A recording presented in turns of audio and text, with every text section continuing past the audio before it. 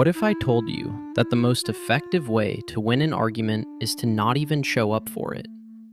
Most of us are walking around with a massive glitch in our internal software. We think that to be powerful, we have to be loud. We think that if someone pokes us, we have to poke back harder to prove we aren't a doormat. But in reality, every time you react to a provocation, you are essentially handing over the keys to your internal operating system and letting a complete stranger drive you off a cliff.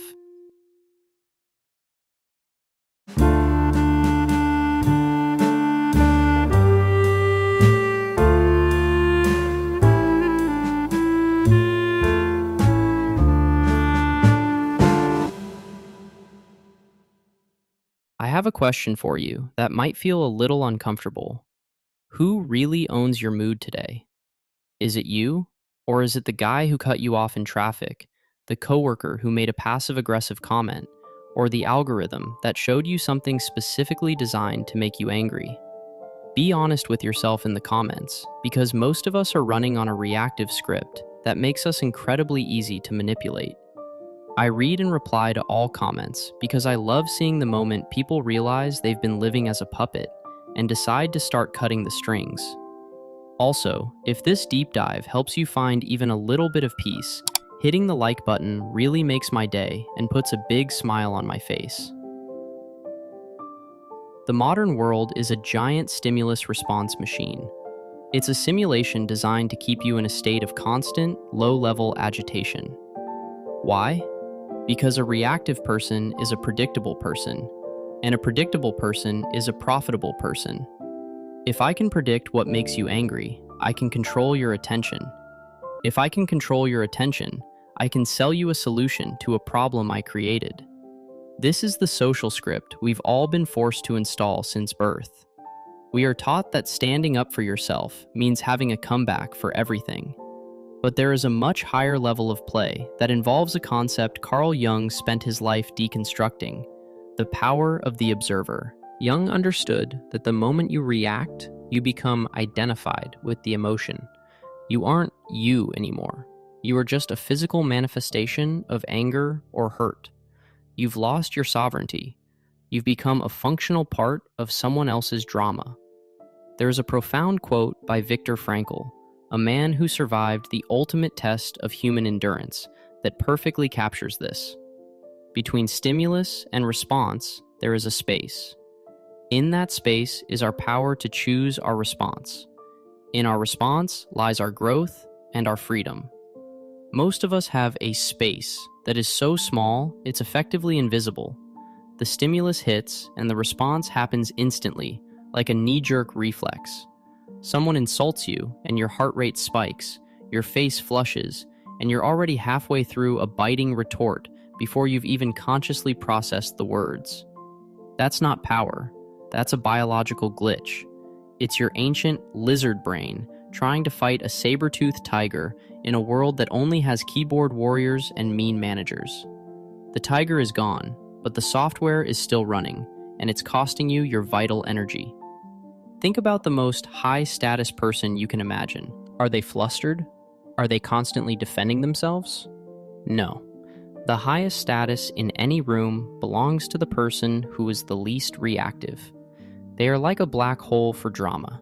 Everything gets pulled in, but nothing escapes. When you stop reacting, you become a mystery. The person trying to provoke you expects a specific output from you. They press the insult button and expect the defensive output. When they press the button and nothing happens, the simulation breaks for them. They lose their power because their control was entirely dependent on your reaction. By refusing to play, you've effectively deleted their character from your game. It's the ultimate form of sarcasm, treating their urgent provocation as if it's a boring piece of spam mail that you're too busy to read. Jung talked extensively about the shadow, the parts of ourselves we hide, deny, or repress. Often, the reason we react so strongly to someone else is that they are poking a part of our shadow that we haven't integrated. If someone calls you lazy and it ruins your entire day, it's not because they're right. It's because a part of you is terrified that they might be right. Your reaction is a defensive flare sent up by your ego to distract you from your own internal conflict. When you integrate your shadow, you become unpokeable. You can look at a criticism and say, "That's an interesting perspective," without your heart rate moving a single beat. You've audited your own source code, so a stranger's bug report doesn't crash your system. We often mistake silence for passivity, but silence is actually a high-voltage state of presence. It's the refusal to be dragged down into the collective unconscious noise. Every time you refrain from a pointless argument, you are saving psychic energy. This energy is what you need to actually build your life, to create art, to solve problems, and to achieve the things the reactive version of you only dreams about. People who spend their lives reacting are perpetually exhausted. They are energy bankrupt because they've spent all their capital on battles that don't matter. They win the argument on Facebook, but lose the ability to focus on their actual goals. It's a bad trade, but it's the one the simulation wants you to make. The tribe loves a reactor. The tribe wants to know exactly where you stand so they can categorize you and decide if you're one of them or one of those. When you stop reacting, you become uncategorizable. You become a glitch in the matrix. People find this deeply unsettling because they can't use their usual tools of guilt, shame, or flattery to move you. You've stepped off the game board entirely. You've realized that the social script of conflict is just a way to keep you occupied while the architects of the simulation continue their work. I've noticed that when I talk about this, some people get a bit defensive. They say, "But if I don't react, people will walk all over me." This is a fundamental misunderstanding of the power of non-reaction. There is a huge difference between being a doormat and being sovereign. A doormat is someone who is afraid to react. A sovereign is someone who chooses not to. You can still set boundaries. You can still say no. You can even take legal or professional action if necessary, but you do it with a cool head and a steady hand. You do it as an action, not a reaction. You are the one initiating the move, not the one being moved by someone else's strings. It's like the difference between a boxer who is swinging wildly in a panic and a counterpuncher who is waiting for the perfect moment to end the fight with a single, calm move. Who do you think is more dangerous? We are currently living through an attention economy crisis. Your attention is the most valuable resource you own, and every person, app, and news outlet is trying to hack it by triggering a reaction. They want you to be outraged, terrified, or offended. These are high arousal states that make you click, share, and comment. They are hijacking your biology to fuel their growth.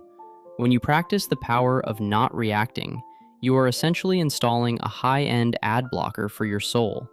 You are saying, "My attention is not for sale, and you don't have the permissions to trigger my emotional response." It is a radical act of rebellion in a world that demands your constant participation in its chaos. Let's look at the biological source code for a second. When you react, your body releases cortisol and adrenaline. This is great if you're running from a predator, but if you're just sitting at your desk reading an email, that chemical cocktail has nowhere to go. It just sits in your system, damaging your organs, clouding your judgment, and making you feel like a nervous wreck. Chronic reactivity is literally a slow-acting poison. By learning to observe the stimulus and choose the null response, you are physically healing yourself. You are telling your nervous system that you are safe, that there is no tiger, and that you are in control. It's a system upgrade that most people never think to perform. I'm curious, what was the last thing that really got to you? Was it a comment online? Something a family member said? Looking back at it now, with a little bit of lucidity, can you see the exact moment where you handed over your power? Can you see the glitch in your response? Share that moment in the comments. Not to shame yourself, but to deconstruct the script. When we share these failed moments, we help the rest of the tribe recognize the traps in their own lives.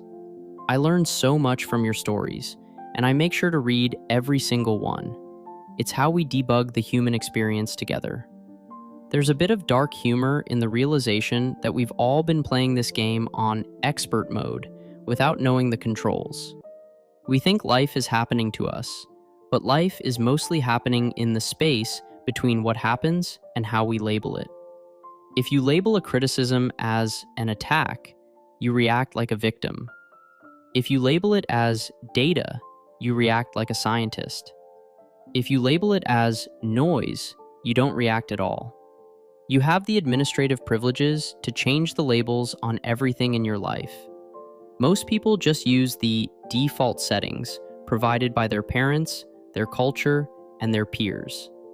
But those default settings are almost always buggy and full of bloatware. Jung's individuation process is all about becoming a whole person, which means you stop being a fragmented collection of reactions. You become a centralized self. When you are a whole person, you don't need the tribe's constant approval to feel secure. You don't need to win every exchange to feel powerful. You are like a mountain. The weather can change. It can rain, it can snow, there can be a thunderstorm. But the mountain doesn't react to the weather. It just exists. And because it just exists, it has a gravity that everything else must respect. That is the ultimate goal of not reacting, to develop your own internal gravity. I want to remind you that hitting the like button on this video is actually a great way to signal to the algorithm that you want more sovereignty-focused content instead of the usual outrage bait. It puts a big smile on my face because it means we're effectively hacking the system to spread a better script. And since you're still here, it means your attention span is already stronger than 90% of the population. You've already shown that you can resist the urge to click away to something easier. That's the first step in reclaiming your power. Now, let's talk about the shadow side of not reacting. Sometimes, we use non-reaction as a mask for our own fear. We tell ourselves we're being stoic or Jungian, but really, we're just too scared to speak up. This is another glitch.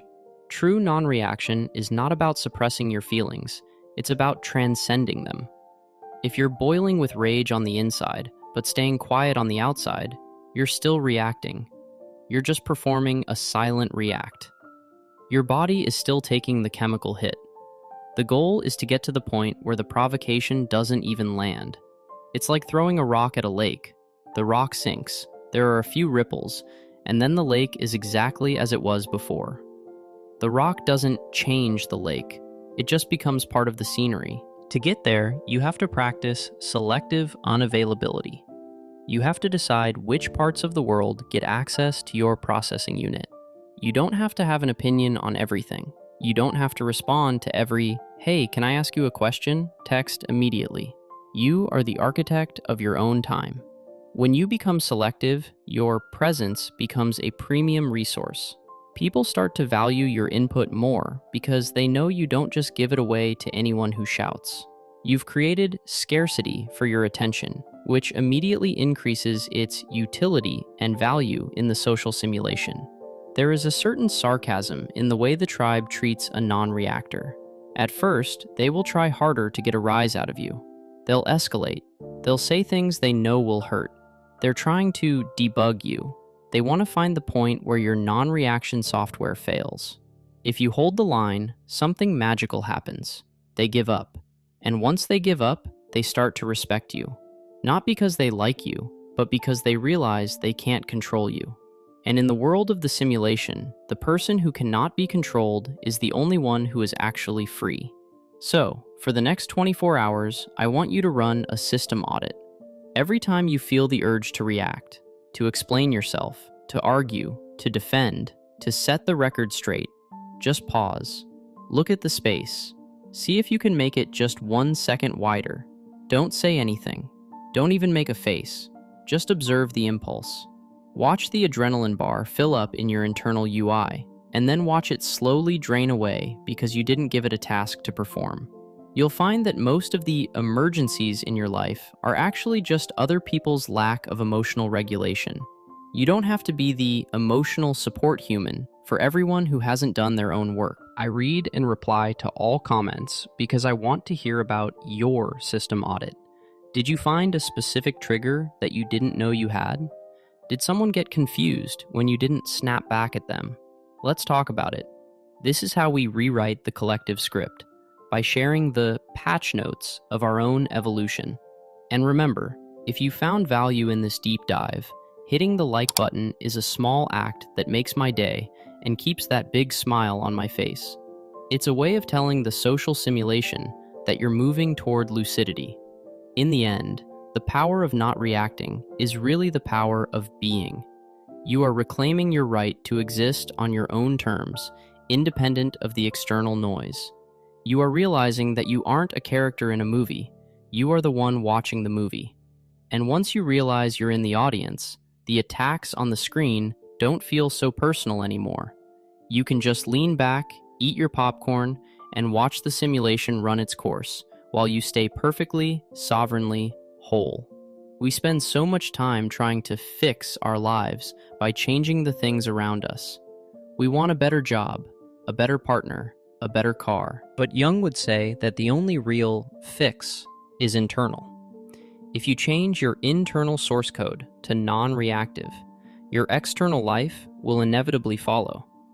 You'll find yourself in fewer arguments. You'll find yourself with more time.